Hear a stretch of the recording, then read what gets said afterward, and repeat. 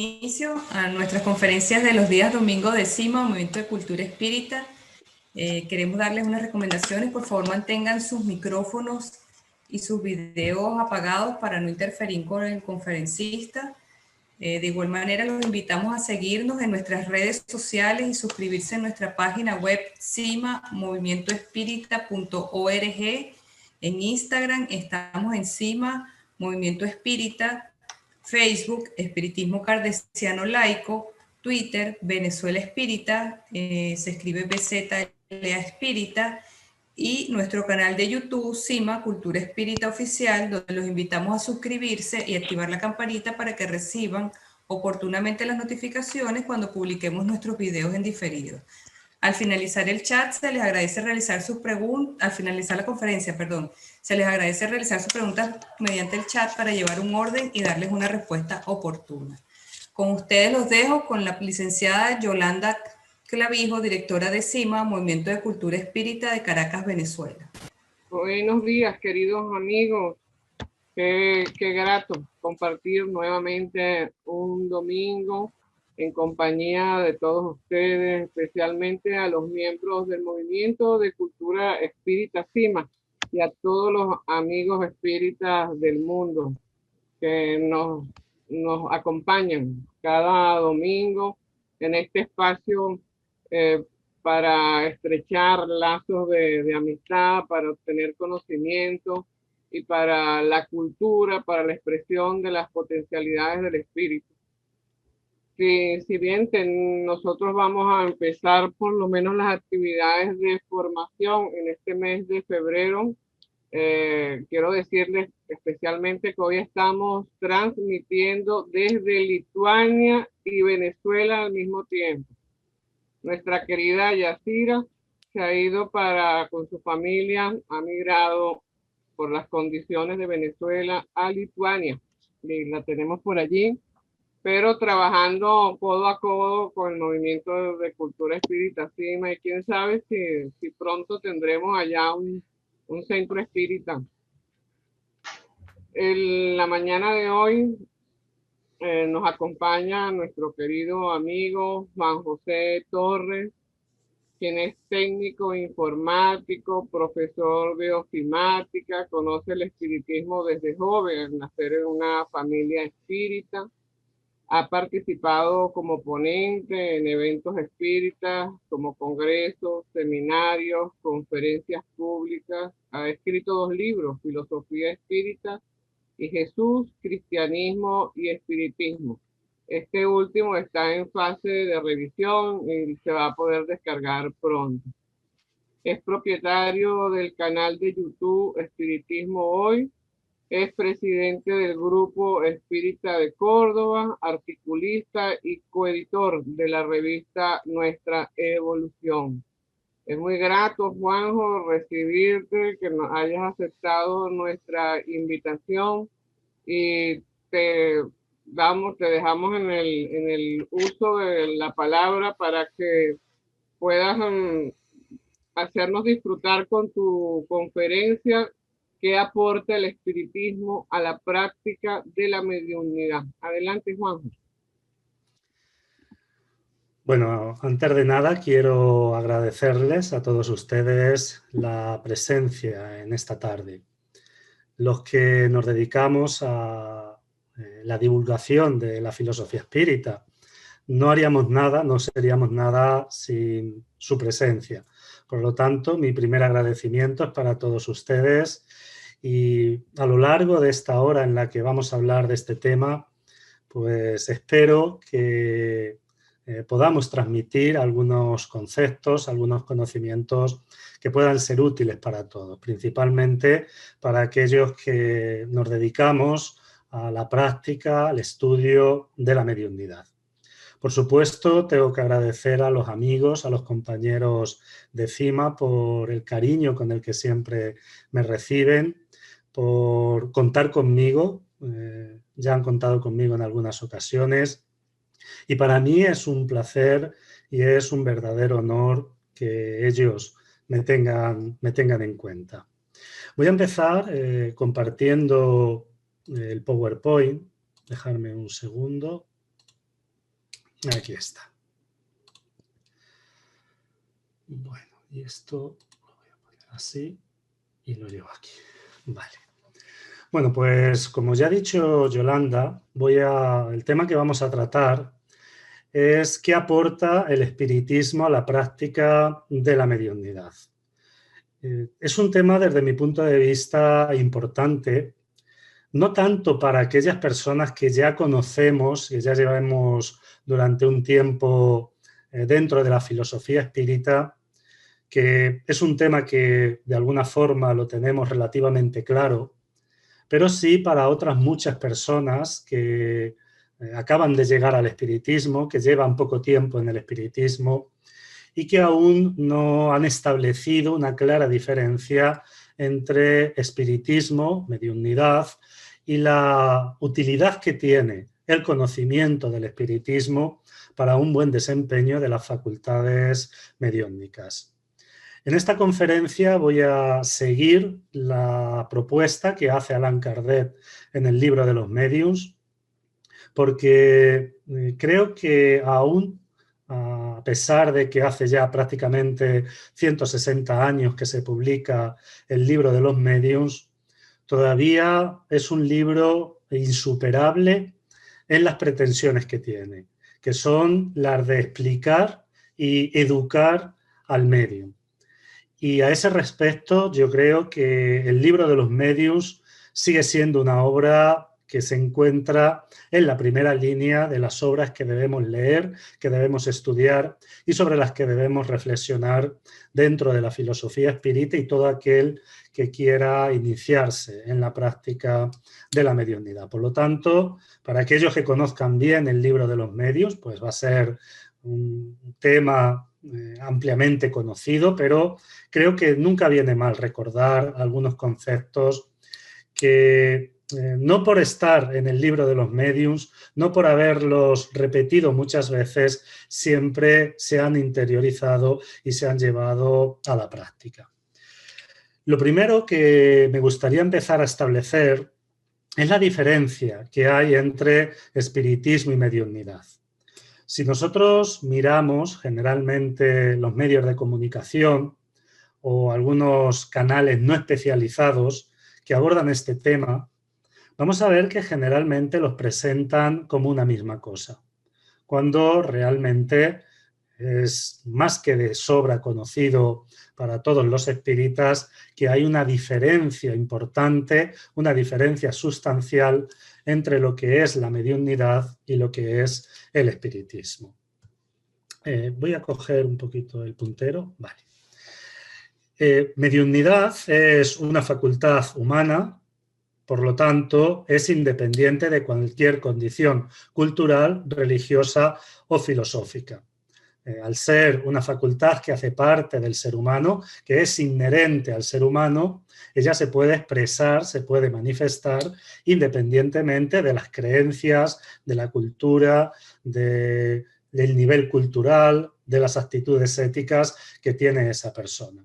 Como tal, como facultad humana, ha existido desde la más remota antigüedad.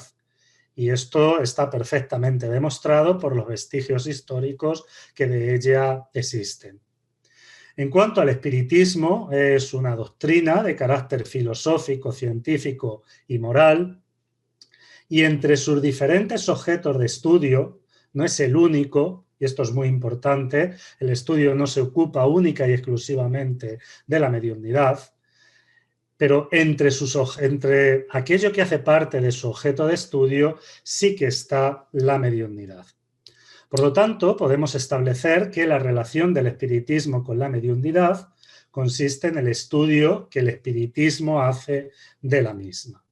Además, el espiritismo como tal, como filosofía, emerge gracias al fenómeno mediúnico, porque es gracias a la mediunidad que Allan Kardec hizo una serie de preguntas a los espíritus y esas preguntas fueron, o las respuestas a esas preguntas, fueron las que dieron base teórica, base ideológica, filosófica al espiritismo. Pero es muy importante establecer que no es lo mismo espiritismo que mediunidad. La mediunidad es una facultad que está presente en el ser humano, independientemente de que este ser humano sea o no espírita. Una persona puede no ser espírita, no conocer el espiritismo, no comulgar con las ideas espíritas e incluso no creer en los espíritus y, sin embargo, tener mediunidad. Mientras que el espiritismo es necesario conocerlo, estudiarlo, profundizar en su estructura para ser espírita. Si hacemos un análisis ya más detenido en qué es lo que ha aportado el espiritismo a la mediunidad, podríamos hacer fundamentalmente 4 grupos. El espiritismo ha definido la mediunidad, esto es lo primero que hace el espiritismo en relación a la mediunidad, le da una definición, explica qué es la mediunidad y como definición pues nos enseña el espiritismo que es una facultad humana que consiste en la capacidad para percibir la influencia de los espíritus. Ese sería el principio de lo que es la mediunidad. Es la capacidad que ciertas personas tienen de percibir la influencia de los espíritus. En cuanto a la naturaleza de esta influencia, esto veremos más adelante en qué consiste. Pero básicamente la mediunidad es simplemente esto. Posteriormente, el espiritismo ha clasificado la mediunidad. Y esto es fundamental a la hora de conocer la mediunidad y es fundamental también para poder trabajar correctamente con la mediunidad. Porque la mediunidad presenta características muy diversas. Y si no somos conscientes de esas características, no vamos a poder hacer una valoración correcta de la mediunidad. Por lo tanto, para poder trabajar correctamente y poder entender correctamente el proceso mediúnico, es importante identificar las diferentes clasificaciones en cuanto a diferentes criterios que existen al respecto de la mediunidad. Y de esto vamos a hablar un poco más adelante. Otra cosa que ha hecho el espiritismo al respecto de la mediunidad ha sido educar y nos permite educar la mediunidad. Cuando una persona tiene la facultad mediúnica, esa facultad es neutra. La mediunidad en sí no tiene moral. Una persona puede hacer un uso correcto de su facultad o puede hacer un uso incorrecto de su facultad, como de cualquier facultad que poseemos los seres humanos. Por lo tanto, el ser humano, la persona, tiene que educarse para direccionar correctamente su facultad mediúnica. Y esto también es algo que ha aportado el espiritismo a la mediunidad. Y por último, le ha dado un objetivo, porque como toda facultad, la mediunidad también tiene un objetivo, tiene una finalidad, está para algo. Y el espiritismo ha estudiado cuál es el objetivo de la mediunidad y qué pasos deben seguirse para llegar a este objetivo.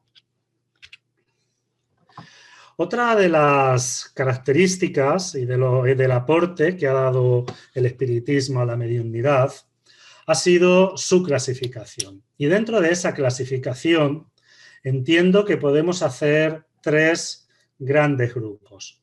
El primero de ellos por el tipo de comunicación, el segundo por el grado de comunicación y el tercero por la calidad de la comunicación. Vamos a ver independientemente cada uno de ellos. En cuanto al tipo de comunicación, con la doctrina espírita, con la filosofía espírita, entendemos que hay 2 grandes bloques en cuanto a la forma de manifestarse la mediunidad. Por un lado, están lo que consideramos como efectos físicos o fenómenos físicos, y estos fenómenos se producen cuando hay una acción del espíritu en la materia, de una forma objetiva. Es decir, de alguna forma el espíritu interactúa con la materia y produce una serie de fenómenos que van pues desde ruidos, rasgaduras, levitación o transporte de objetos, aportes, etc. Todos estos fenómenos en los que de alguna forma hay una intervención de los espíritus con la materia entran dentro de la categoría que se designa como efectos físicos. Y luego existen otros tipos de efectos, otro tipo de fenómenos que reciben el nombre de efectos o fenómenos inteligentes. En los fenómenos inteligentes, la acción no es ya sobre la materia, sino que es sobre el propio medium. Es el espíritu quien interactúa con el propio medium por intermedio de su sistema nervioso y se producen una serie de fenómenos como podrían ser la psicografía, que es cuando el espíritu escribe a través del medium, la psicofonía, que es cuando el espíritu habla a través del medium, y otros muchos fenómenos. Pero en términos generales, los dos tipos de comunicación que podemos establecer con el mundo espiritual son, por un lado, de efectos físicos y por otro lado, de efectos inteligentes. Ahora bien, cuando hablamos de efectos físicos, debemos también tener en cuenta que todo efecto físico tiene también su parte inteligente, porque para poder determinar que es un espíritu el que está actuando, ese efecto físico tiene que presentar señales de inteligencia. Por lo tanto, aún dentro de los efectos físicos o de los fenómenos físicos, para poder determinar que se trata de un ser espiritual que está interviniendo, debe haber también una parte inteligente. Pero la clasificación es esta. Cuando el espíritu interactúa con la materia, se habla de efectos físicos. Cuando es a través del medium, se habla de efectos inteligentes. Por otro lado, hay que tener en cuenta el grado de comunicación. Es algo también muy importante a la hora de clasificar la mediunidad. No es solo si es de efectos físicos o de efectos inteligentes, sino también el grado de comunicación. No todos los fenómenos mediúmnicos presentan el mismo grado de comunicación y el mismo grado de intensidad.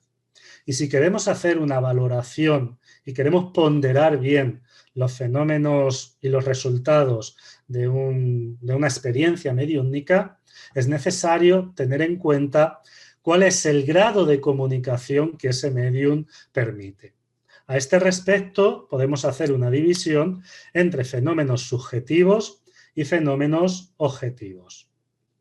Los fenómenos subjetivos serían la inspiración, y por la inspiración todos, de una forma u otra, hemos podido recibir en determinado momento el consejo, el aliento, el estímulo de los espíritus, y a este nivel todas las personas serían mediums, porque en determinado momento cualquier persona puede recibir esta inspiración de los espíritus.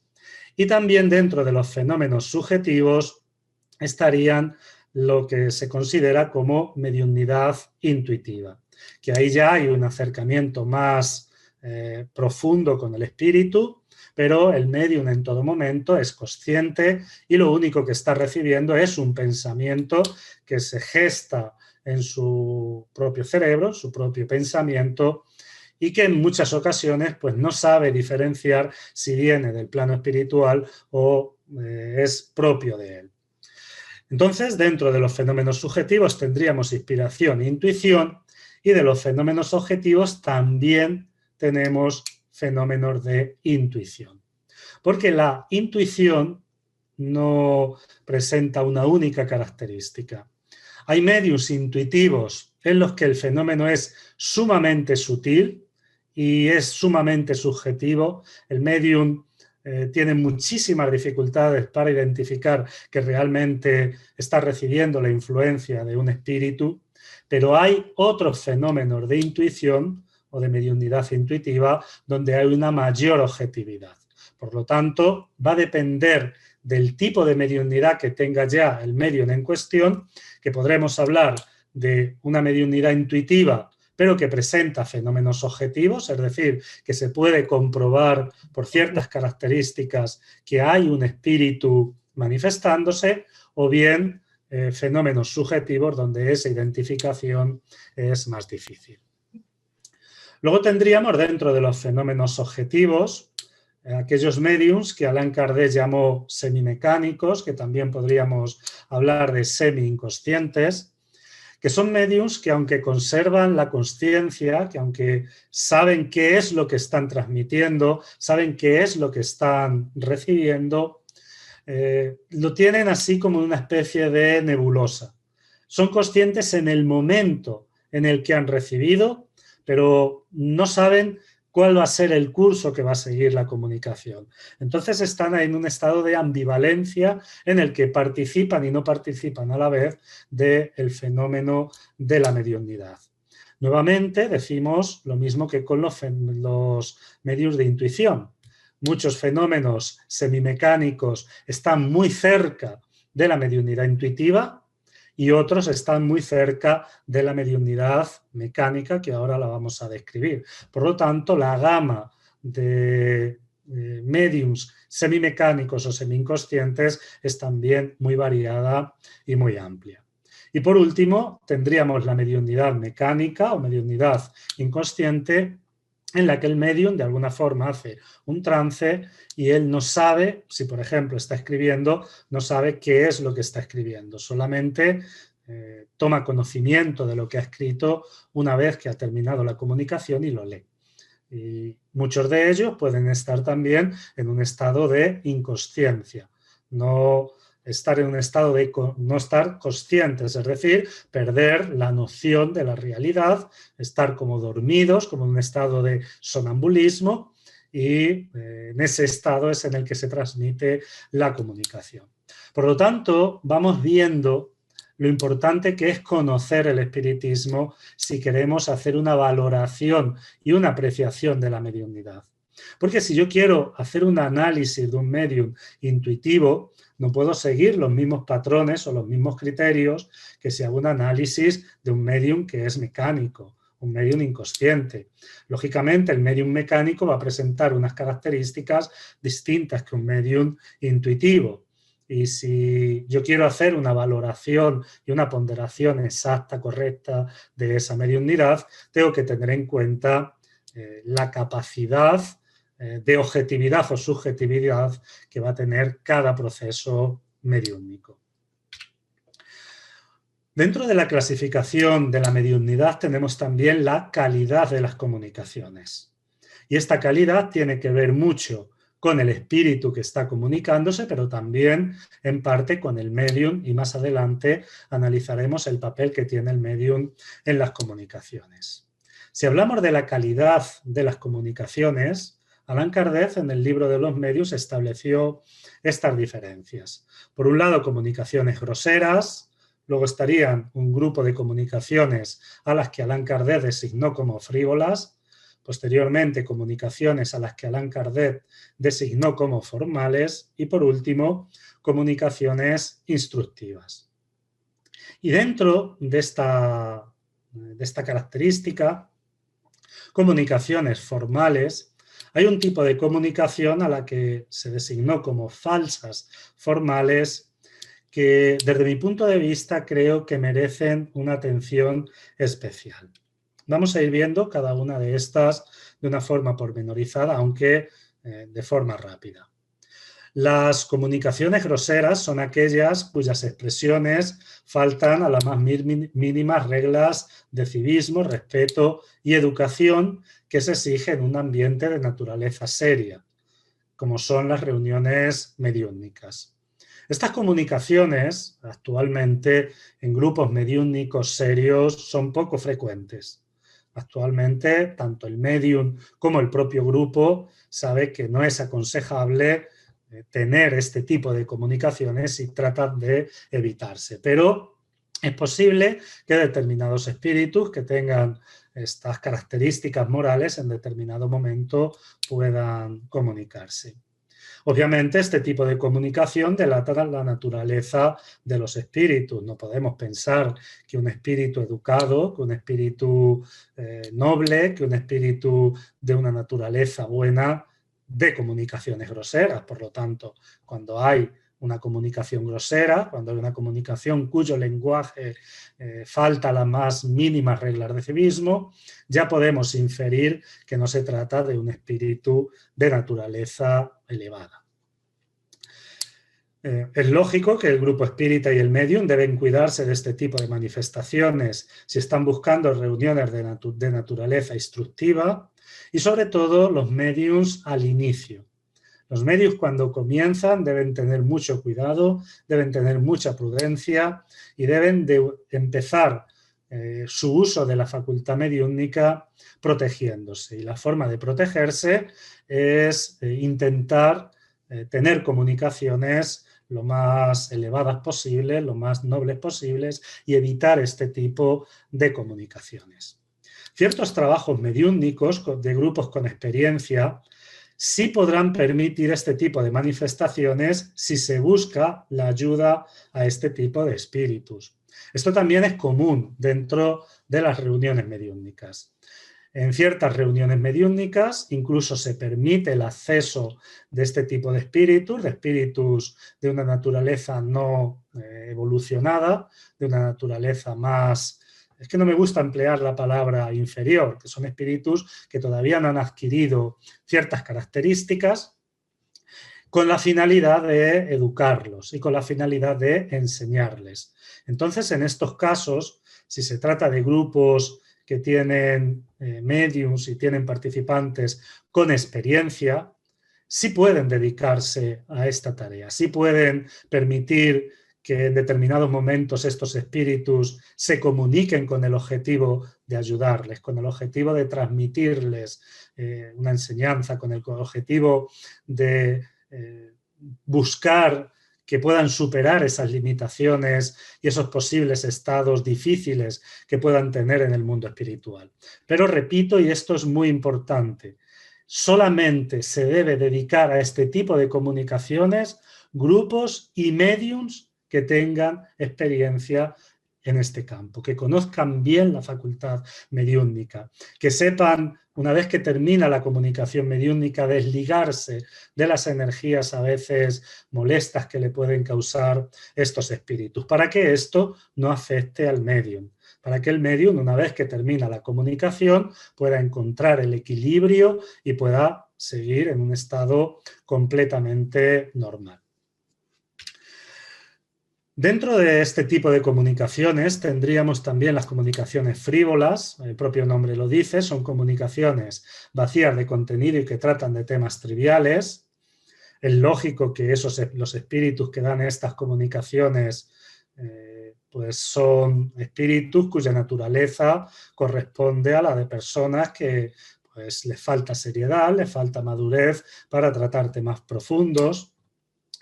Y suelen emplear el tiempo de las reuniones, pues muchas ocasiones en adivinar hechos futuros o pasados que no tienen importancia, que no tienen relevancia, aconsejar sobre temas triviales o en muchas ocasiones, y esto es relativamente común, si el medium o el grupo no está suficientemente preparado, en dar recetas médicas para cuya solución ya existen remedios contrastados. Yo recuerdo que hace muchos años estábamos en una reunión mediúmnica, era invierno y estábamos algunas personas un poquito acatarradas.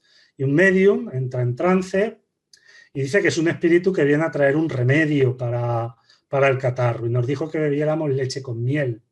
Eso, bueno, no creo que un espíritu serio se comunique para decirnos algo que todos los que estábamos allí sabíamos, ¿no? Entonces, estas son características que se pueden encontrar y de hecho, aunque pueda parecer extraño, en ciertas reuniones mediúmnicas pueden estar. Por su naturaleza, por la naturaleza de estos espíritus, pues no les importa mentir, aunque, bueno, pues algunas veces pueden mezclar con esas mentiras algunas verdades. Ni que decir tiene que en muchas ocasiones estas comunicaciones lo que hacen es que se pierda el tiempo. Se pierde el tiempo en espíritus que ni quieren aprender ni nos pueden traer nada cuando se debía estar dedicando ese tiempo a otras cosas mucho más útiles. Luego están las comunicaciones formales, que tanto por la forma como por el fondo abordan temas importantes. Los espíritus responsables de este tipo de comunicaciones están más o menos evolucionados, aunque es importante que entendamos que la formalidad en una comunicación no implica que el contenido sea correcto. Yo puedo abordar un tema con seriedad, con corrección, pero no tener la suficiente preparación como para abordar ese tema. Por lo tanto, que una comunicación sea formal no implica que lo que dice sea verdad. Igual que los seres humanos podemos abordar incluso con relativa seriedad ciertos temas y a lo mejor no estar preparados para abordarlos, pues lo mismo sucede con muchos espíritus. Y aquí hay que tener en cuenta las comunicaciones falsas formales, que son comunicaciones que se revisten de formalidad, muchas de ellas incluso emplean un lenguaje elevado, emplean un lenguaje muchas veces muy pastoso, pero esa elevación, esa seriedad, ese carácter instructivo es solo la apariencia de la comunicación. Tienen la apariencia de la seriedad, la apariencia de la formalidad, pero dentro, una vez que se analiza esa comunicación, muchas de ellas están vacías de contenido y otras muchas incurren en errores que si el médium no está precavido, si el médium no las analiza con criterio, puede hacer que asuma y que entienda o que asimile como verdades cosas que posteriormente son errores y que pueden llevarle a situaciones lamentables. Por lo tanto, estas comunicaciones que presentan características de formalidad, pero que en el fondo están vacías o plagadas de errores, tienen que ser objeto de la máxima atención de aquellos que nos dedicamos al espiritismo y a la práctica de la mediumnidad. Y por último, tenemos las comunicaciones instructivas. Tienen la finalidad de transmitir una enseñanza al ser humano, ya sea en el campo de la ciencia, de la filosofía, de la ética, etc. Los espíritus que dan este tipo de comunicaciones son más o menos evolucionados, pero se caracterizan por su sabiduría en el tema de que se ocupan y por una intencionalidad buena. Claro, para ser comunicaciones instructivas tienen que enseñarnos algo, y para enseñarnos algo, aquel que está dando la comunicación tiene que conocer el tema. Por lo tanto, las comunicaciones instructivas se caracterizan porque los espíritus saben del tema del que están hablando y además les mueve una intencionalidad buena, es decir, tienen la intención de ayudar, tienen la intención de transmitir sus conocimientos, tienen la intención de educarnos y por lo tanto son comunicaciones que van a aportarnos cosas positivas para nuestro desarrollo, nuestra educación y nuestro proceso evolutivo. Ahora bien, es muy importante que aunque estas comunicaciones sean instructivas, no significa que sean infalibles. Por lo tanto, a pesar de que la comunicación puede, en términos generales, traer una instrucción, traer algo positivo, esto no implica que no puedan tener en determinado momento algún error o algún matiz equivocado. Esto es muy importante. Pero esto nos pasa a nosotros. Yo, por ejemplo, estoy dando ahora una conferencia y a lo largo de la conferencia puedo dar diferentes conceptos instructivos y la conferencia en términos generales ser instructiva, pero no implica que no pueda equivocarme en algún concepto y esto no implica que la conferencia no sea en términos generales instructiva. Por lo tanto, si se analizan estas comunicaciones y se determina que hay algún punto que pueda tener un error, pues no pasa nada. Ese punto se identifica, ese error no se asume, pero en términos generales la comunicación es instructiva. Y algo también muy importante, este tipo de comunicaciones emplean un lenguaje claro, comprensible y dicen exactamente lo que quieren decir. Digo esto porque en muchas ocasiones, sobre todo cuando se analizan comunicaciones que se han publicado posteriormente en obras mediúmnicas, hay que tener mucho cuidado cuando nosotros reinterpretamos lo que el espíritu ha dicho. Porque si yo reinterpreto, cualquier cosa la puedo justificar.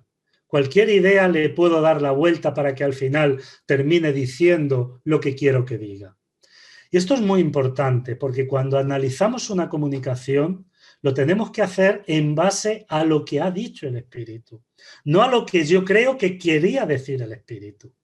Porque si la analizo en base a lo que yo creo que el espíritu quería decir, estoy poniendo mi pensamiento en la comunicación y ya no tengo el suficiente criterio para determinar el valor de este espíritu. Por lo tanto, si tomamos como premisa que los espíritus realmente evolucionados utilizan un lenguaje claro, un lenguaje comprensible y dicen exactamente aquello que quieren decir, vamos a analizar la comunicación en función de lo que ha dicho el espíritu y no de lo que yo quiero que el espíritu haya dicho. Y esto es muy importante para no perdernos en las interpretaciones de las comunicaciones. Y es fundamental a la hora de valorar la naturaleza del espíritu que se ha comunicado. Una vez que hemos terminado en la clasificación de la mediunidad, vamos a pasar a la educación de la mediunidad. A la hora de educar la mediunidad, el espiritismo... Un momentito, quiero ver...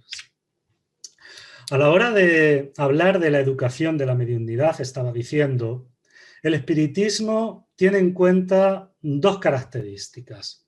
Por un lado, el papel del médium en las comunicaciones, y esto es fundamental.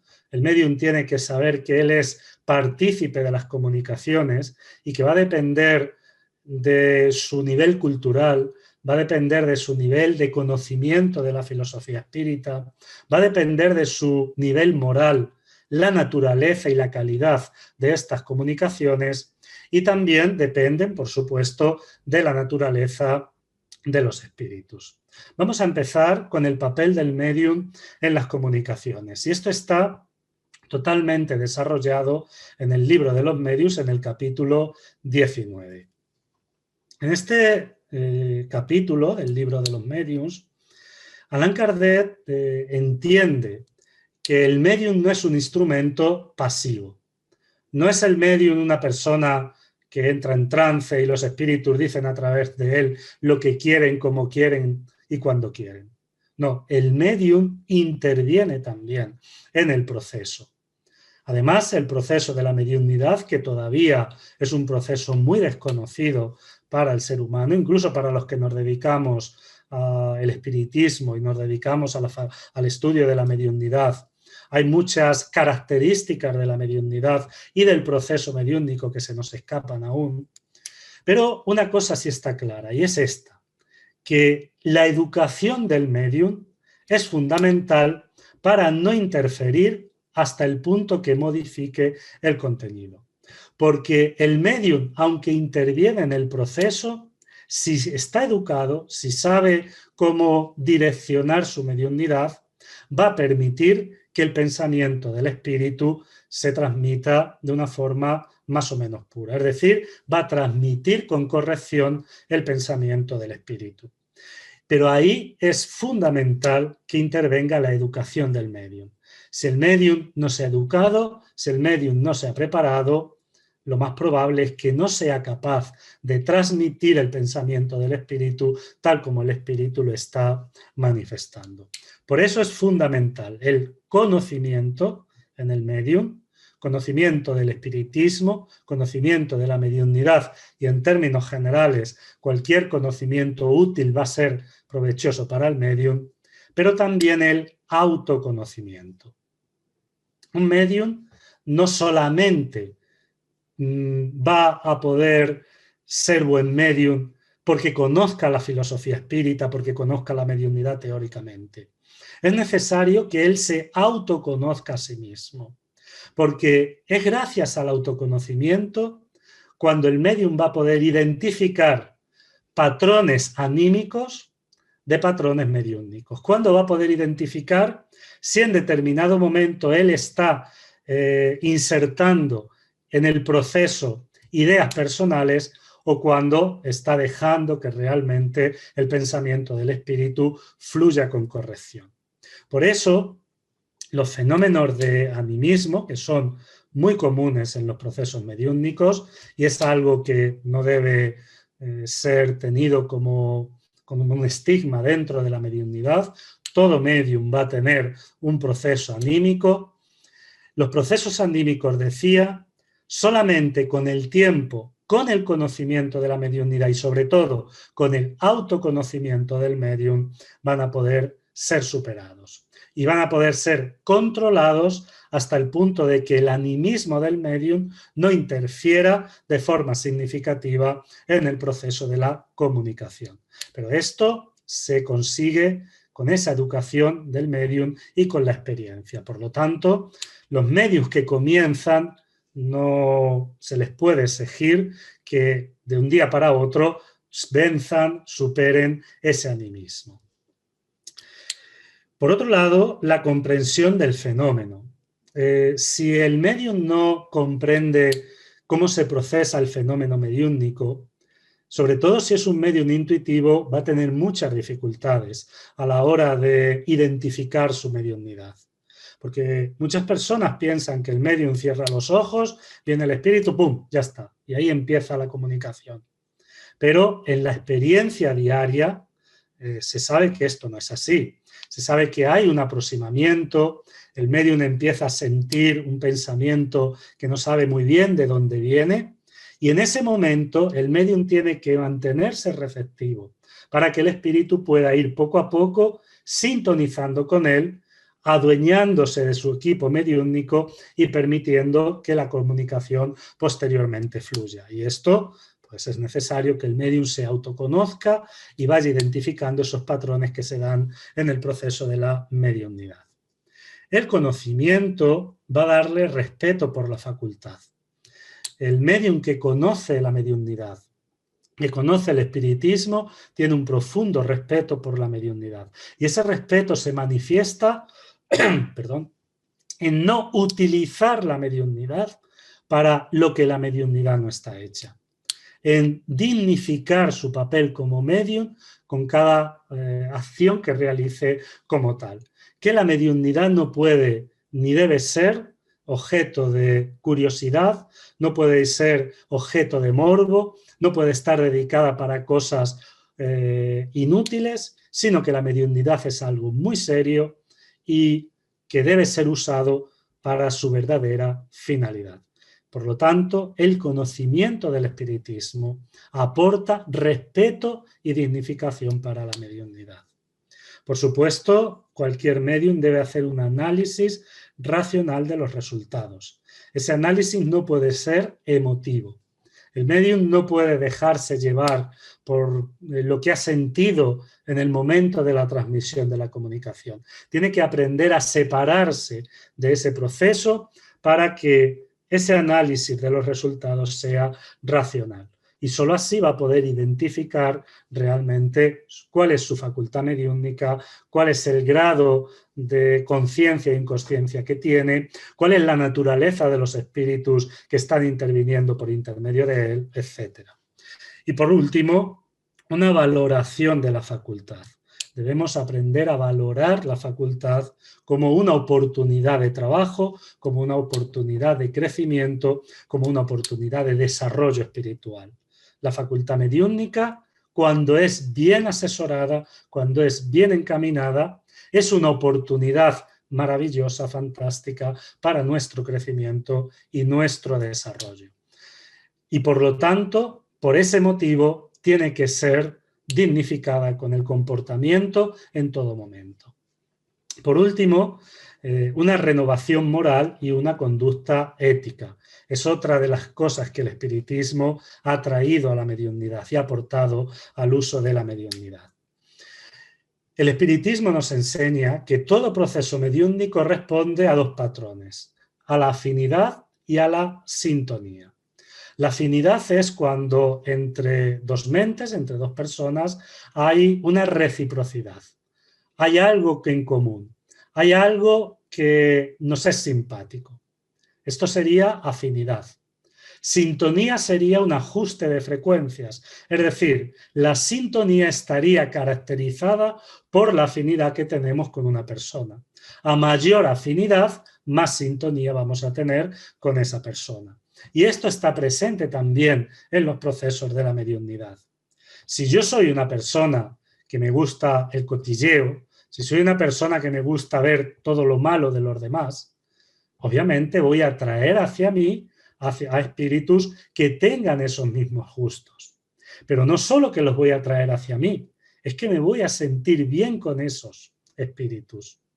Por lo tanto, como me voy a sentir bien con esos espíritus, el proceso mediúmnico se va a poder cursar de forma agradable para el medium. Y esto no implica que el espíritu que está comunicándose sea un espíritu evolucionado. Por eso, y más adelante lo veremos, el único criterio para determinar la naturaleza de los espíritus es el análisis racional de las comunicaciones. Porque la sensación que siente el medium está en coherencia con el contraste que tiene o no tiene con el espíritu. Si el espíritu que se acerca a mí, vamos a suponer, es un espíritu que me transmite una idea de endiosamiento, que me halaga, y yo soy receptivo a ese halago, ese espíritu puede no tener buenas intenciones, pero yo me voy a sentir bien con él. Por lo tanto, estos elementos de afinidad y sintonía nos invitan a que hagamos esa reforma ética, esa reforma moral, como garante de establecer contactos saludables solamente con espíritus buenos, con espíritus que nos quieren bien y que de alguna forma van a poder ayudarnos en nuestro progreso y en nuestro uso correcto de la facultad mediúmnica. Es importante en esa renovación moral y en esa conducta ética el control de ciertos factores que perjudican el intercambio, como son el orgullo, el egoísmo, la vanidad, la ambición, la imprudencia. Es muy importante para el medium ser prudente. El medium no es aquel que va adivinando todo, aquel que lo sabe todo. Antes de dar una respuesta o antes de decir algo debe pensar muy bien si eso que va a decir es conveniente o no es conveniente. Y ese control de todas estas características que nos pueden acercar a espíritus de un orden más material, de un orden más cercano a sentimientos, a pasiones desequilibrantes, es importante que vayamos suprimiéndolos y que vayamos educándolos, de forma que nuestra práctica mediúmnica sea cada vez más noble y que nuestra práctica mediúmnica esté mejor orientada. Por supuesto, el desprendimiento, la gratuidad, es fundamental para un uso correcto de la mediunidad. El medium que lo hace con un interés personal, sobre todo si hay incluso algún interés económico, es un medium que tarde o temprano va a terminar cometiendo fraudes, porque si has cobrado, obviamente a quien le cobras te va a exigir un resultado, y si el espíritu no viene y no hay resultado, como has cobrado, tienes que dar una respuesta. Entonces ya la respuesta no va a ser del espíritu, va a ser tuya, y por lo tanto estás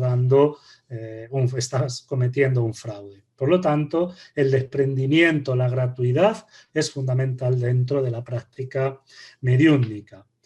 Y es muy importante que el medium aprenda a tener recogimiento interior. Y Allan Kardec a esto le llama también oración. Llamémosle oración, llamémosle meditación, recogimiento interior, sea como sea, ese momento íntimo de relajarnos y de sintonizar con pensamientos nobles, con ideas elevadas, con sentimientos de solidaridad, de altruismo, de benevolencia, es muy importante para equilibrar las energías del medium. Por lo tanto, el espiritismo ofrece una ayuda inestimable a aquella persona que tiene la facultad mediúmnica porque la ubica dentro del papel que ocupa en el proceso de la mediunidad y la hace copartícipe de ese proceso. Educar la mediunidad también implica identificar la naturaleza de los espíritus. Y para esto, dejadme un momentito, voy a ver qué hora es. Bueno, aquí voy a ir muy rápido. Y para identificar la naturaleza de los espíritus, hay en el libro de los medios, en el capítulo 24, una serie de consejos.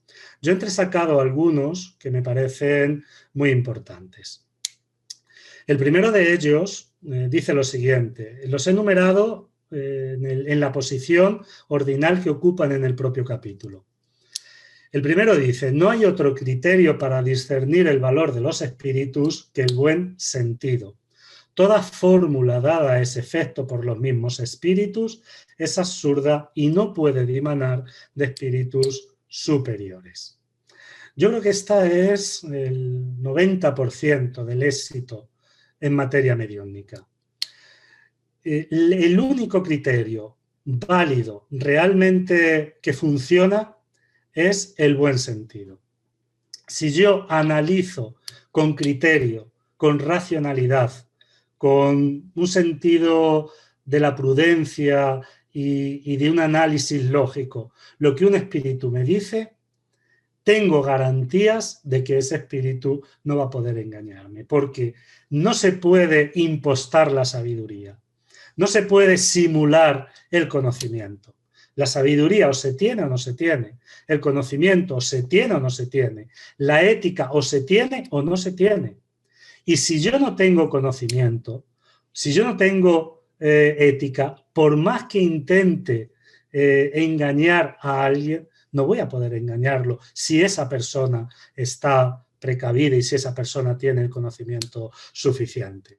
Por lo tanto, este es el mejor recurso que podemos tener para analizar las comunicaciones de los espíritus. Y ese análisis debe hacerse en función de la comunicación y de lo que, como hemos dicho anteriormente, el espíritu realmente ha dicho. Ni que decir tiene que cualquier fórmula, cualquier ritual, cualquier simbolismo es totalmente inútil a la hora de identificar el valor de los espíritus. Se juzga a los espíritus por su lenguaje y por sus acciones. Obviamente el lenguaje, que es lo que ha dicho el espíritu, como dijimos anteriormente, y las acciones. Las acciones de los espíritus son los sentimientos que inspiran y los consejos que dan. Por lo tanto, es muy importante en la comunicación ver qué sentimientos nos está inspirando esa comunicación. ¿Qué es lo que nos pide esa comunicación a nivel ético? En el punto 4 dice lo siguiente: los espíritus superiores tienen un lenguaje siempre digno, noble, elevado, sin mezcla de ninguna trivialidad. Todo lo dicen con sencillez y modestia, jamás se alaban ni hacen nunca ostentación de su saber ni de su posición entre los otros. Bueno, está claro que cualquier comunicación que esté en contra de estas características no puede venir de un espíritu noble, de un espíritu bueno. El de los espíritus inferiores o vulgares tiene siempre algún reflejo de las pasiones humanas. Fijaos lo que dice, tiene siempre algún reflejo, porque es lo que hemos dicho anteriormente, el conocimiento, la cultura, la ética, eso no se puede simular. Por lo tanto, si se sabe mirar bien, siempre vamos a encontrar algún indicio que nos lleve a identificar la naturaleza de ese espíritu. Toda expresión que resienta la bajeza, la suficiencia, la arrogancia, la presunción y la acritud es un indicio característico de inferioridad o de superchería si el espíritu se presenta bajo un nombre respetable y venerado. La 7 dice lo siguiente: los espíritus buenos no dicen sino lo que saben, se callan o confiesan su ignorancia sobre lo que no saben. Los malos hablan de todo con seguridad sin cuidarse de la verdad. Toda herejía científica notoria, todo principio que choque el buen sentido, manifiesta el fraude si el espíritu quiere pasar por un espíritu ilustrado. Esto es algo que es muy importante y nunca prestaremos la suficiente atención a esta cuestión. Cuando nosotros identificamos en determinados espíritus, aunque tengan nombres venerables, hablar de temas que evidentemente conocen, obviamente no se trata de un espíritu de naturaleza elevada. Porque cuando un espíritu llega a determinado estado en su proceso evolutivo, es consciente de lo que sabe y de lo que no sabe. Es consciente de lo que puede opinar o de lo que no puede opinar. Es consciente de hasta dónde llegan sus limitaciones. Entonces, cuando se trata de un tema que este espíritu no sabe, manifiesta su ignorancia. Porque esto es una característica de humildad. Los espíritus que responden a todo, o los medios que responden a todo y que todo lo saben, en muchas ocasiones, cuando luego se analizan sus comunicaciones, demuestran que han actuado con cierta frivolidad.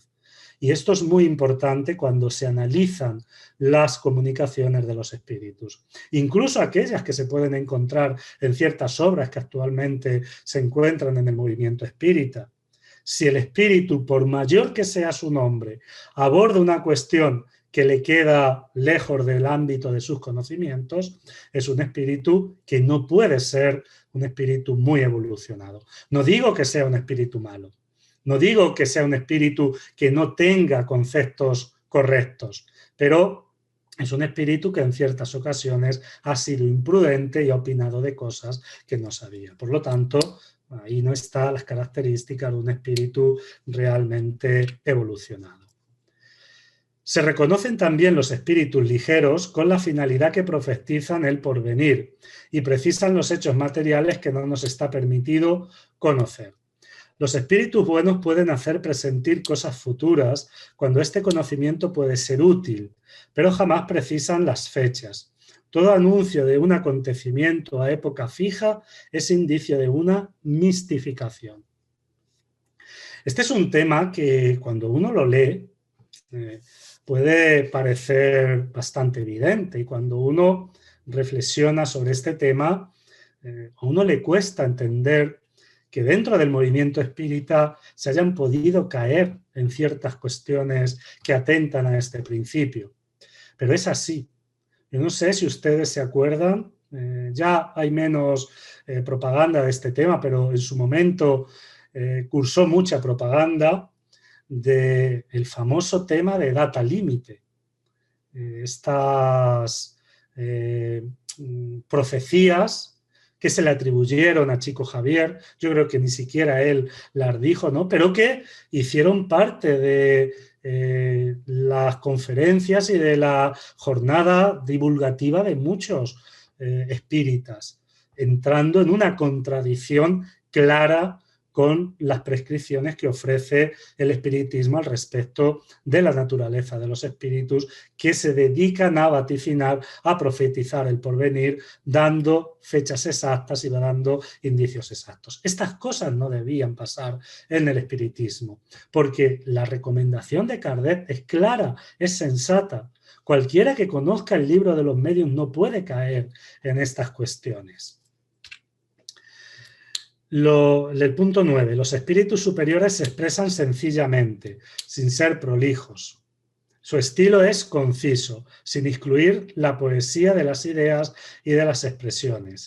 Claro, inteligible para todos y no necesita esfuerzos para ser comprendido. Tienen el arte de decir muchas cosas en pocas palabras, porque cada palabra tiene su comprensión.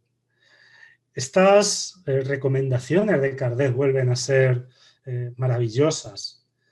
Hay que pensar mucho en estas orientaciones que ofrece Allan Kardec. No ya porque las ha ofrecido Allan Kardec, sino por la lógica que tienen. Si yo doy una conferencia, o cuando yo doy una conferencia o intento escribir algo, y digo yo, como cualquiera de ustedes, intentamos ser lo más claros, lo más concisos, lo más exactos posibles para que nuestro pensamiento se transmita de la mejor forma. Y lo mismo hacen los espíritus.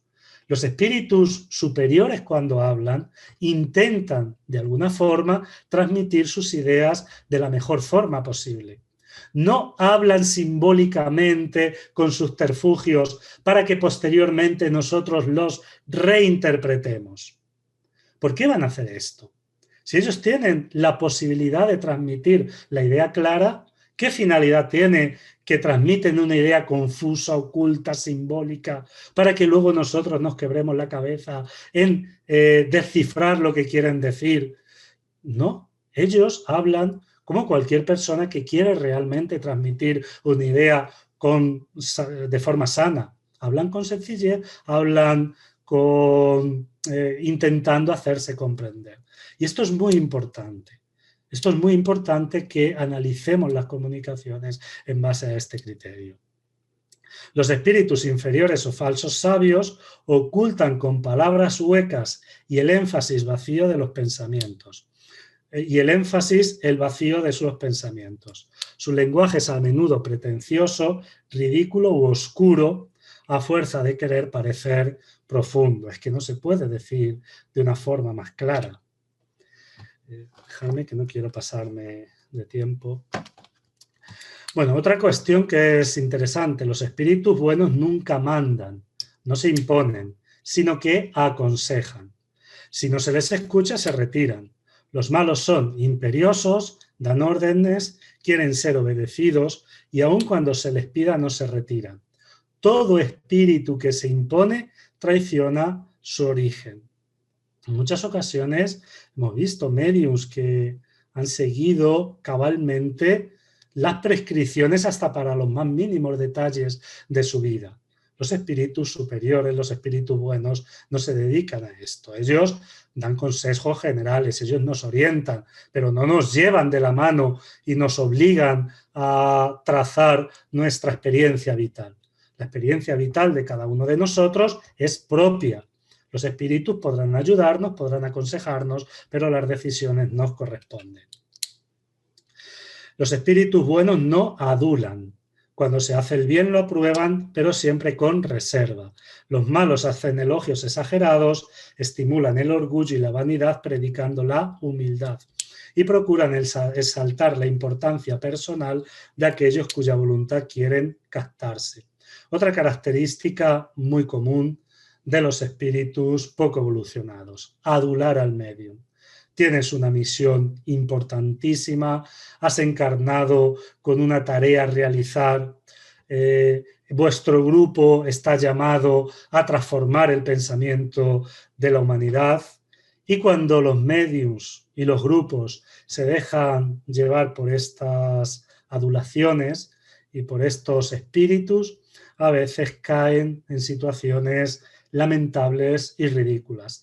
Desgraciadamente, yo he tenido la oportunidad de conocer hasta dónde ha podido llegar un grupo por dejarse llevar por estas características, ¿no? Y se llega a situaciones verdaderamente lamentables. El punto 14, igualmente es preciso desconfiar de los espíritus que se presentan muy fácilmente bajo nombres extremadamente venerados y no aceptar sus palabras sino con la más grande reserva. En esto, sobre todo, se necesita una comprobación severa, porque a menudo es una máscara que se ponen para hacer creer sus relaciones íntimas con espíritus adelantados. Por este medio adulan la vanidad del medium y se aprovechan de ella para inducirle muchas veces a cosas extrañas o ridículas. Voy a seguir, tengo algunas cosas más, pero bueno. Voy a terminar ya con el objetivo de la mediunidad. No hay otro objetivo que no sea educativo. La finalidad de la mediunidad es educativa, ya sea educación moral o educación intelectual. Es permitir el crecimiento del ser humano. No solamente del propio medium, sino también de la humanidad del ser humano. Por eso, para que la mediunidad cumpla su objetivo, la mediunidad sea un elemento educativo, tanto moral como intelectual para el ser humano, las reuniones mediúnicas en los grupos espíritas deben tener estas características. Deben ser reuniones serias, ahí no vamos a pasar el tiempo, ahí no vamos a tratar de cuestiones que no hagan parte de la seriedad de estas reuniones. Se debe tener un profundo respeto por la mediunidad y por el trabajo que se está haciendo. Debe haber una enorme discreción, no se trata de lo que sucede en las reuniones mediúnicas, luego ir divulgándolo a los cuatro vientos.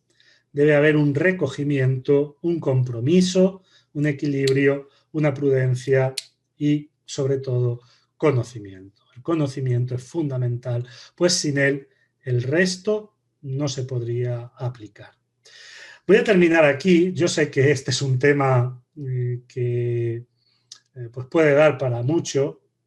Quiero darles las gracias por haber aguantado esta hora.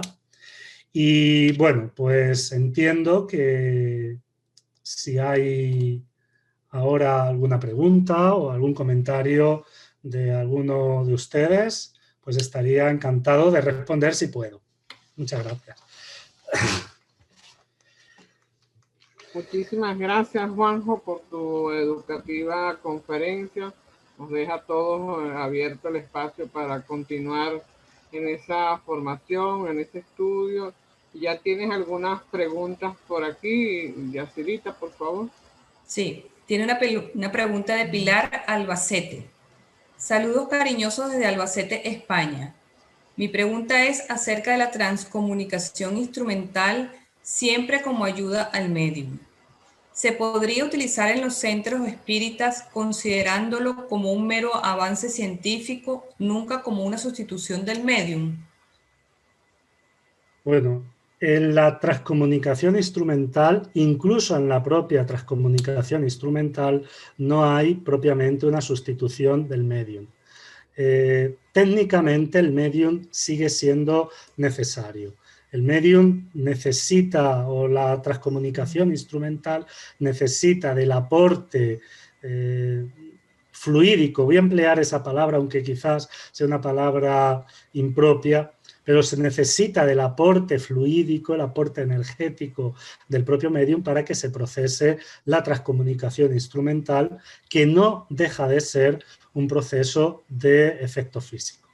La transcomunicación instrumental es la impresión que ciertos espíritus pueden dejar en grabadoras de audio o también de vídeo. ¿Se puede utilizar en los grupos espíritas? Se puede utilizar siempre y cuando haya una capacitación para esto y, por supuesto, nunca en sustitución del medium, de las facultades de escritura o de la facultad de la mediunidad parlante o, como también se le dice, psicofonía, porque las limitaciones que tiene la transcomunicación instrumental todavía son muchas.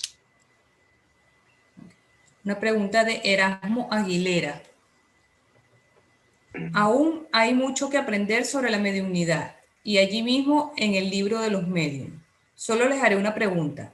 ¿Qué debemos entender por la fuerza de expansión dentro de la práctica mediúmnica?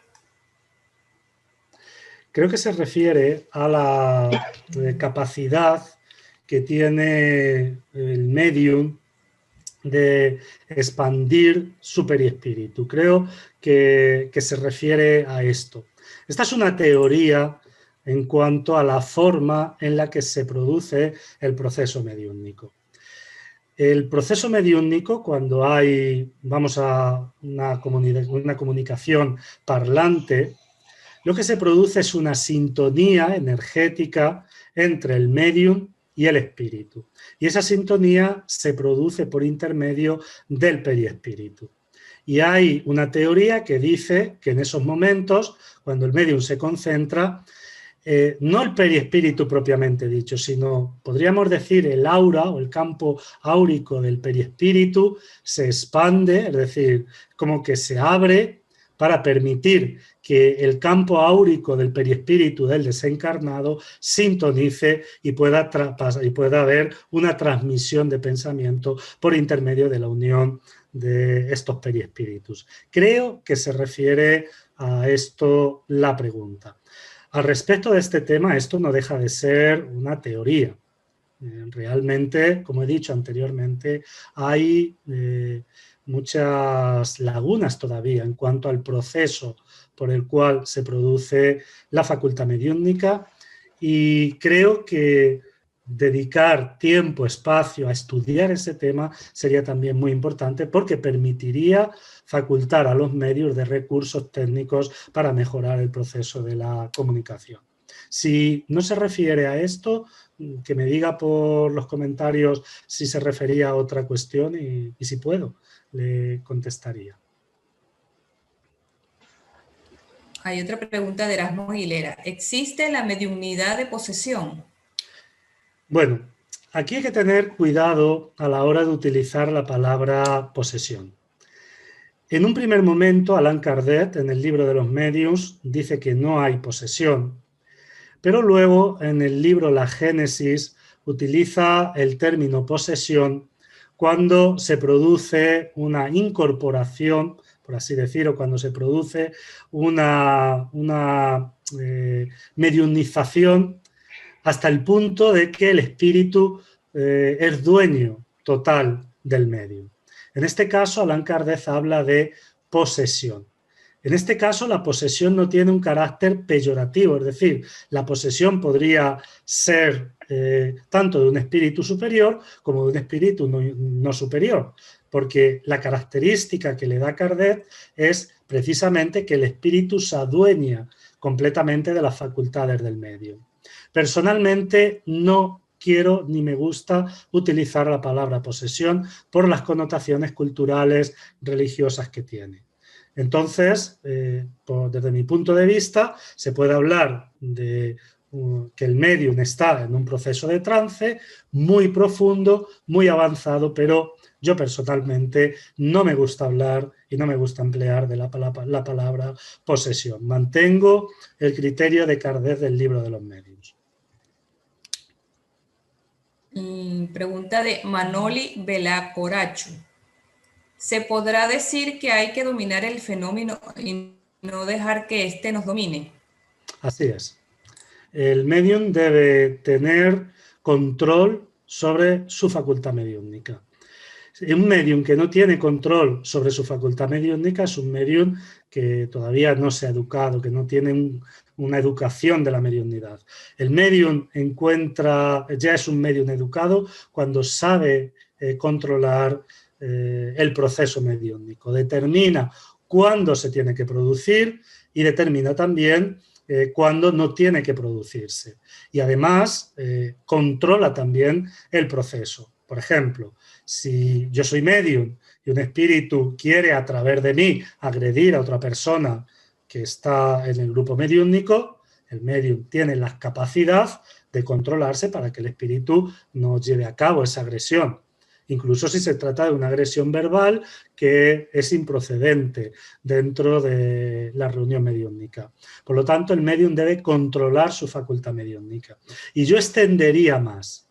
El medium debe adquirir la capacidad para que una vez que finaliza el proceso de la mediunidad, quedarse totalmente bien, quedarse relajado, quedarse tranquilo y no quedarse con episodios de agitación, de malestar. El medium debe tener esa capacidad y eso se consigue con la educación de la mediunidad. Pero sí, estoy de acuerdo que el medium debe controlar su facultad. Una pregunta de Gloria. Buenas tardes. En ese proceso de trance a la mediunidad, ¿es normal gritar, llorar y realizar movimientos extraños? Gracias. Bueno, es común que pase en los medios que comienzan, pero el medium debe evitar que esto pase. Esto no aporta nada a la facultad mediúmnica y deja al medium en un estado nervioso, en un estado de malestar, en un estado de agitación interior que no le hace ningún bien. El medium, cuando educa su facultad mediúmnica, puede transmitir perfectamente lo que el espíritu quiere expresar sin transmitirlo a través de esas exteriorizaciones exageradas. Por lo tanto, debe haber un control de esos gritos, de esos llantos, de esas manifestaciones. No le hacen bien al medium y tampoco mejoran la recepción de la comunicación. La pregunta de Erasmo Aguilera. ¿Cuáles son las dos cosas que en propiedad pertenecen a los mediums según Erasto? ¿Qué es mediumnizar y en qué consiste? No sé a qué se refiere actualmente a estas dos cosas según el espíritu de Erasto. No podría contestarle. Mediumnizar, entiendo que es la acción que ejerce un espíritu sobre una persona que tiene la facultad mediúmnica para que se produzca el proceso de comunicación. En cuanto a lo primero, no sé a qué se refiere, no puedo contestarle. Pregunta de Rafi. La mediunidad intuitiva es inconsciente. La persona no se acuerda luego.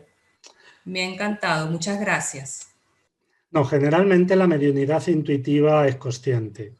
Puede haber algún medium intuitivo que sea una intuición muy profunda y luego tenga algunas lagunas en el conocimiento o en el recuerdo del proceso de comunicación. Pero por regla general la mediunidad intuitiva es consciente.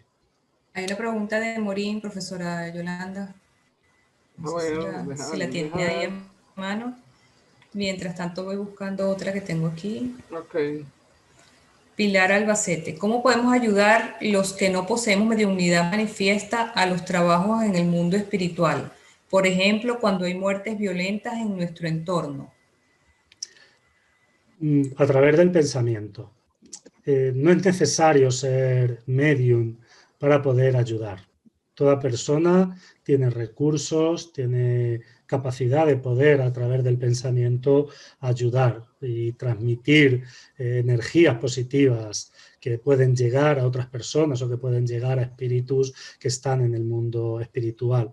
A través de la meditación, pensando en positivo en aquellos espíritus, transmitiéndole nuestros sentimientos de solidaridad, pensando bien al respecto de ellos, también podemos ayudar, y a través de la oración, orando a través de estos espíritus, sin entrar en cuestiones de ritual, de formas, pero sí prestando un concurso sincero y un pensamiento sincero hacia esos espíritus, se puede ayudar. Aquí el medium lo único que haría sería ser el que va a recibir al espíritu, pero luego a la hora de ayudar, cualquier persona puede ayudar independientemente de que tenga o no tenga facultades mediúmnicas. En cuanto a las reuniones propiamente espíritas, mediúmnicas, la asistencia de personas que no poseen facultad mediúmnica es fundamental, sobre todo si esas personas tienen un compromiso con el trabajo y aportan con sus energías positivas, ayudan mucho al proceso de comunicación y ayudan mucho a que la reunión se desenvuelva de forma satisfactoria. Yo no tengo más preguntas, profesor. Aquí está la de Amorín. Juanjo, Ajá. te dice, óptima presentación, Juan, en relación a las comunicaciones con espíritus menos esclarecidos, a veces llamados obsesores, se aplica también a lo dicho por usted, lo citado por ti, reconociéndolo como un hermano espiritual o no.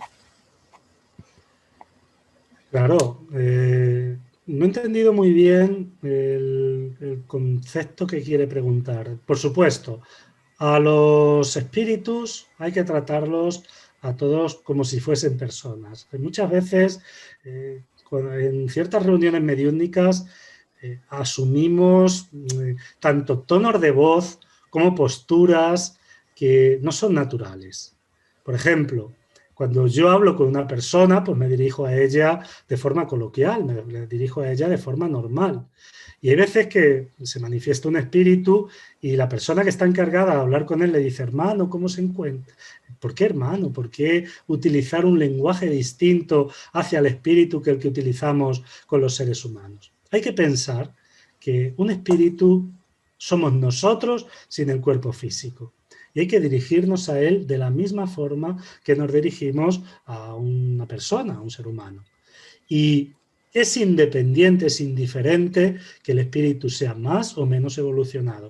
Si es más evolucionado, nos dirigimos a él con respeto, escuchando aquello que nos dice, y si es menos evolucionado, nos dirigimos a él con el mismo respeto, pero intentando ayudarle, intentándole aportar algo positivo. Repito lo que he dicho en la conferencia, estas reuniones de ayuda a espíritus desencarnados y sobre todo si ya se llevan al terreno incluso de temas de obsesión, deben realizarse solo por aquellas personas que tengan un buen conocimiento de la filosofía espírita, experiencia y que luego tengan un bagaje dentro de este campo. Tengo otra pregunta de Verónica. Sí, una de Verónica. ¿Cómo se sabe que una persona está preparada para participar en una reunión mediúmnica? Bueno, este es un tema que genera incluso debates, ¿no? Porque obviamente es muy difícil conocer a una persona, sobre todo si una persona va a un grupo mediúmnico y va, bueno, un grupo espírita, va 2 días a la semana y en muchas ocasiones pues luego no hay un contacto más directo con esta persona. Ahora bien, es importante tener en cuenta ciertos requisitos. Por ejemplo, nosotros en el grupo espírita de Córdoba damos un periodo, ahora obviamente pues está todo parado, ¿no? Pero cuando teníamos reuniones mediúmnicas dábamos un periodo de 6 meses. En ese periodo de 6 meses la persona pues nos permitía ver si la persona tenía interés en el espiritismo, si tenía interés en la mediunidad. Entonces, cuando pasaban los 6 meses, esa persona se le invitaba a que empezara a participar a las reuniones de estudio de la mediunidad.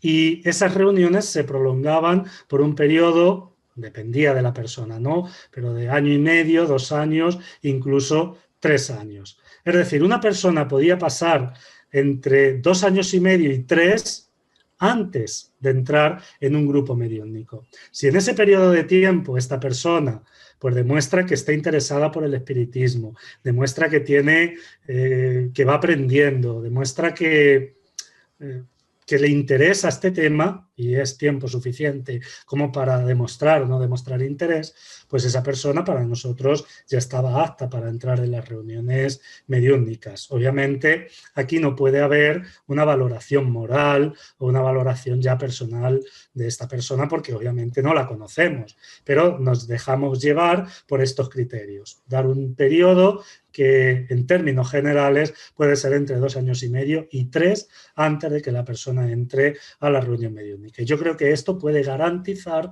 que esa persona entra ya con un conocimiento y con una cierta preparación. Luego, obviamente, lo que vaya a pasar, pues tampoco podemos saberlo. Tenemos muchos saludos, muchos cariños desde diferentes latitudes, desde Puerto Rico, desde mismo España, desde diversos centros espíritas. Si quieres, Yacira, pues se los lees a Juanjo. Bueno, sí. Bueno, si queréis, no sé, da un poco de cosa. No, me aparece una pregunta de Euridice, que apareció aquí última.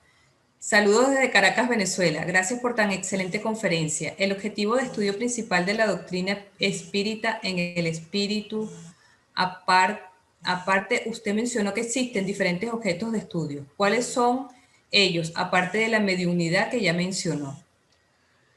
Bueno, el campo de estudio del espiritismo es vastísimo. La mediunidad es, como he dicho, uno de ellos, pero luego los principios ideológicos que dan fundamento al espiritismo son fundamentalmente principios existenciales. Las clásicas preguntas filosóficas, quiénes somos, de dónde venimos, hacia dónde vamos, cuál es nuestra finalidad en la vida, hacen parte del campo de estudio del espiritismo. Y luego, como puntos concretos, la existencia de Dios, la inmortalidad del alma, la reencarnación como proceso evolutivo, la importancia de una ética para nuestra felicidad, tanto actualmente como posteriormente en el mundo espiritual, etcétera. Serían muchísimas las materias y los campos de estudio que engloban el espiritismo.